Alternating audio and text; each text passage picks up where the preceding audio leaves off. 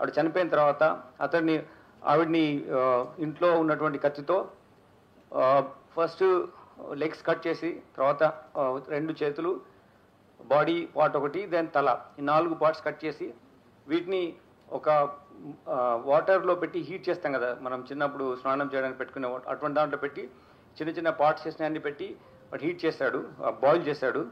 తర్వాత వాటిని తీసుకున్న బాయిల్ చేసిన తర్వాత ఈ ఆ పీసెస్ తీసుకెళ్ళి even it's so I don't understand how a person can behave like this.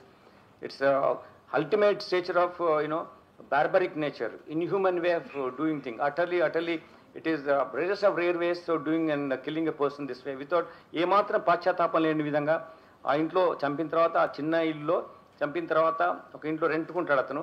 చంపిన ఆ బాడీలో ఉన్న పార్ట్స్ తీసుకెళ్ళి ఒక పెద్ద స్టవ్, వాళ్ళ ఇంట్లో గెస్ట్లు వచ్చినప్పుడు చేయడానికి ఒక స్టవ్ ఉంది, దానిపైన పెట్టేసేసి ఆ సిలిండర్ కనెక్షన్ ఇచ్చేసేసి ఈ బాడీ బాయిల్ చేసిన పీసెస్ని ఆ మంటలో పెట్టి కాల్చాడు.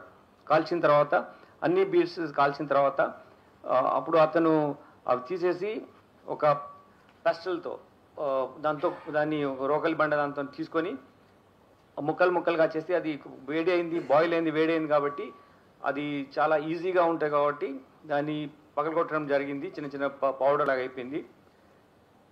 అయితే లొకాట్ ప్రిన్సిపల్ ఉంటుంది. ఇక్కడ నేరస్తుడుగా నేరం చేసినప్పుడు తప్పకుండా ఆయన యొక్క ఎవిడెన్స్ అక్కడ వదిలిపెడతాడు.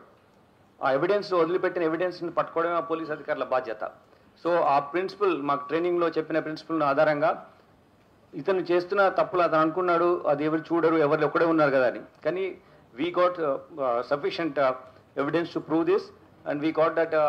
చేసిన తర్వాత ఆ ముక్కలు అవన్నీ చేసి ఒక బకెట్లో వేసి 6 o'clock టైంలో ఈవినింగ్ తీసుకెళ్ళి అక్కడ ఉన్నటువంటి జిల్లాల కూడా చెరువు దగ్గర తీసుకెళ్ళి, పెద్ద చెరువు తీసుకెళ్ళి అక్కడ వేసాడు.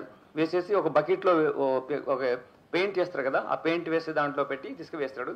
అది తీసుకెళ్ళినటువంటి బకెట్ కంటైనర్ ఏది ఉందో అది సీజ్ చేయడం జరిగింది.